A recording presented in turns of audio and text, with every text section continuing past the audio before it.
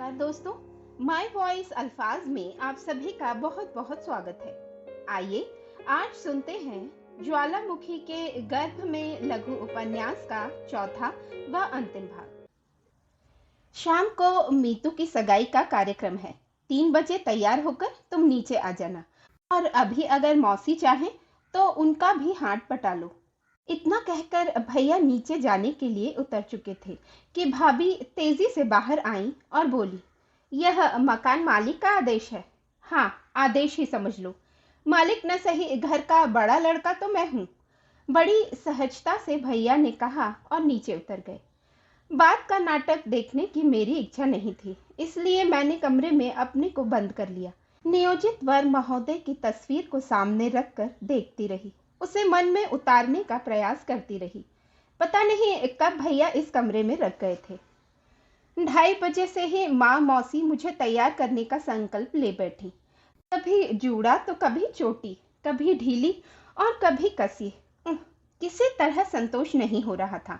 माँ ने अपने तीनों चारों सेट निकालकर रख दिए थे। दोनों ने अपनी कीमती चटक साड़ियों का मेरे सामने अंबार लगा दिया था। दोनों बहनें चंपई वरण की थीं। ये साड़ियां उन पर सचमुच फबती थी।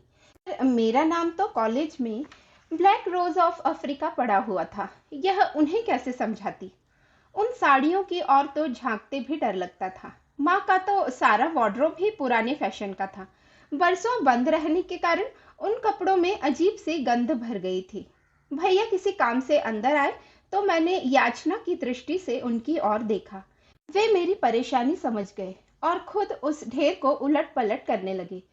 तभी सुगंध का एक झोंका सा भीतर आया और उसके साथ ही यह प्रश्न भी, मेरे लिए क्या आज्ञा है।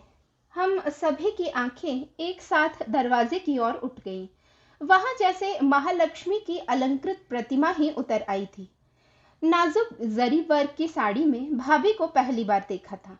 पिछली दिवाली पर यह उनके पीहर से आई थी, पर एक बार भी उन्होंने पहनी नहीं थी। एक अजीब सा विराग उन पर आ गया था। पहनने ओढ़ने का कोई शौक ही नहीं रहा था। महीनों उनके चेहरे पर मेकअप की हल्की सी परत भी नहीं दिखाई देती थी, पर आज जैसे उन्होंने सारी कसर निकाल दी थी। गर्वोन्नत मुद्रा में द्वार पर खड़ी वे पल भर को सबको अभिभूत कर गई थी। उनके इस आयोजन को सार्थक करते हुए सबसे पहले भैया ने ही सहज स्वर में कहा, वाह, इसे कहते हैं तैयार होना।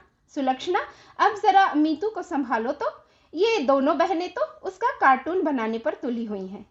इतना कहकर जब वे बाहर चले गए तो लगा मैं एकदम अजनबी हाथों में सौंप दी गई हूँ।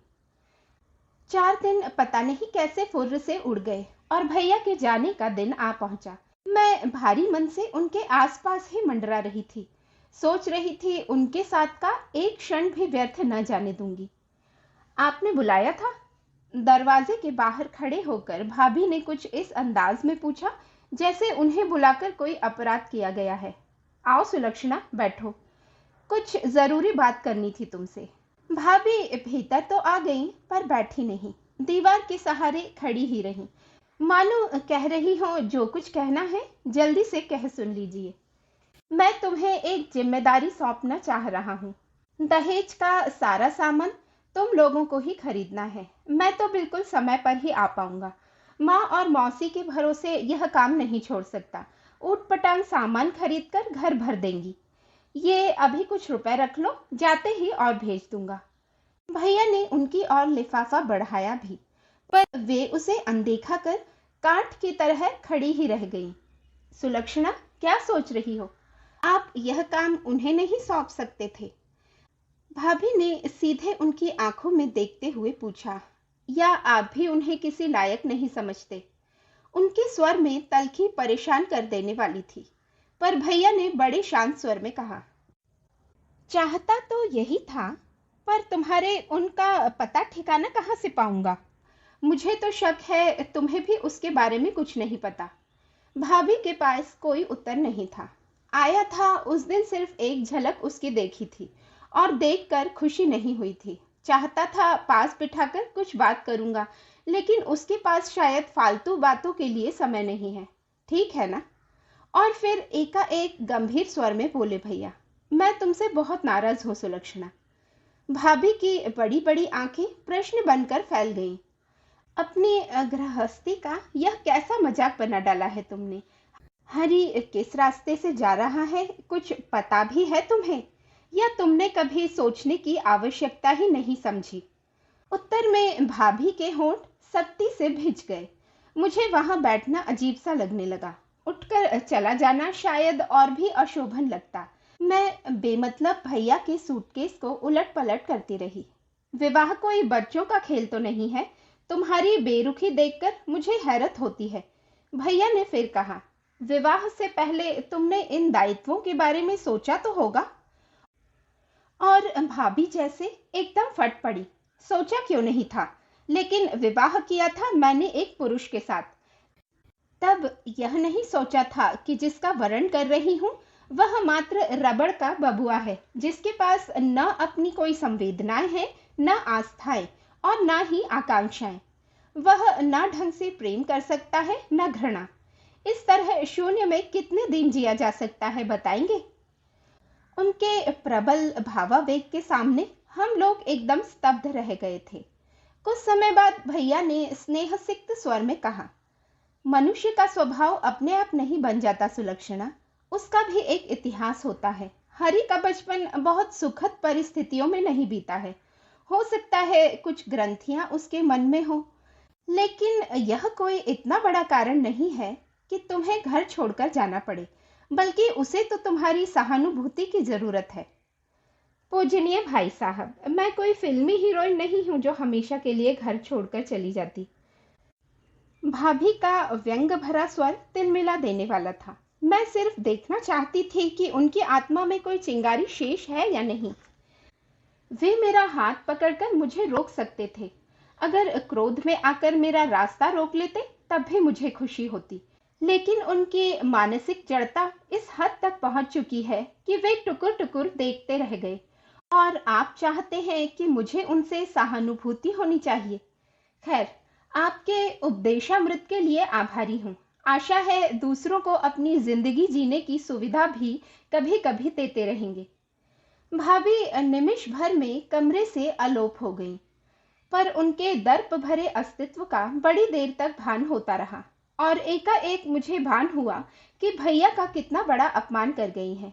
रोष में भरकर मैंने कहा, आपको क्या जरूरत थी इस पछड़े में पड़ने की? उन्होंने कभी किसी की बात मानी भी है आज तक? हरि भैया उन्हें आग का गोला कहते हैं। आग का गोला? सचमुच यह तो भभकता हुआ ज्वालामुखी ही है। पता है उसे मैंने क्यों बुलाया था? मैं घर के बारे में भूमिका बांधना चाहता था, पर हिम्मत ही नहीं हुई। उसका इतना बड़ा अपमान करने का साहस नहीं बन पड़ा मेरा। भैया गंभीर होकर बोले, इसमें अपमान भला क्या होता, बल्कि तो समझती नहीं है मीतू। उसकी जाति के लोग दान पत्रों से अपमानित ही होते हैं। मीतू, भैया को सी ऑफ करके लौटने के बाद अपने कमरे में बैठी मैं चुपचाप आंसू बहा रही थी। भाभी की आवाज सुनकर चौंक पड़ी। वे मेरे पास ही पलंग पर आकर बैठ गई थी। उस अनजाने सामीप्य से ही याद आया कि उन्होंने हमेशा की तरह नमिता जी कहकर आवाज नहीं दी थी। क्या है? मैंने रूखाई से पूछा। उन्हें मैं अब तक क्षमा नहीं कर पाई थी। एक बात कहनी थी। कहिए। अभी अभी मन में बात उठी तो कहने चली आई। बात मैं पता नहीं कह भी पाऊंगी या नहीं। कहिए भी। अपने भाई साहब को पत्र लिखोगी ना, तब मेरी ओर से क्षमा मांग लेना। मुझे इतना कटु व्यवहार नहीं करना चाहिए था। यह बात उनके सामने कहती तो शायद वे ज्यादा खुश होते। पता है कितने बुरे मूड में यहाँ से विदा हुए हैं वह। पता नहीं मुझे आजकल क्या हो जाता है। वे बात कर रहे थे तो मुझे लगा अपना अधिकार जता रहे हैं, और मेरा खून खौल गया। यह तो बाद में ठंडे दिमाग से सोचने पर लगा कि अधिकार तो उनका फिर भी हम पर है, बड़े जो हैं। हाँ, और उसी प्यार के अधिकार से वे दो बातें कर लेना चाहते थे, पर आपके तो मन में पता नहीं कैसा पूर्वाग्रह बैठ गया है। मैंने तुनक कर कहा, कितनी बड़ी बात कहने जा रहे थे वे आपसे, पर आपने मौका ही न दिया। क्या बात थी? यह घर हरि भैया के नाम करना चाहते हैं वह। क्या? भाभी चीखी और एकदम उठ खड़ी हुई। सच कह रही हो नमिता? हाँ, और आपको खुश होना चाहिए कि आपकी जिद पूरी हुई। अब से आपको किसी और के घर में नहीं रहना पड़ेगा। तो यह मेरी शान में हो रहा है नमिता।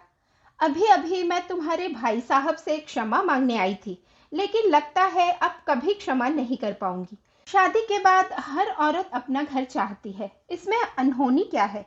फिर उसके लिए इतना आडंबर रचने की क्या आवश्यकता है? इसमें आडंबर क्या है भाभी? यह तो बल्कि एक और उपकार है, यही ना? पिछले एहसानों के बोझ से दबे हुए हैं अब तक हम लोग। इसके बाद तो शायद कभी भी सिर नहीं उठा सकेंगे। एक तरह से मेरी उम्र कैद का फरमान होगा यह। क्या अनशन बके जा रही हैं आप? एहसानों की भाषा में हमने कभी सोचा भी नहीं।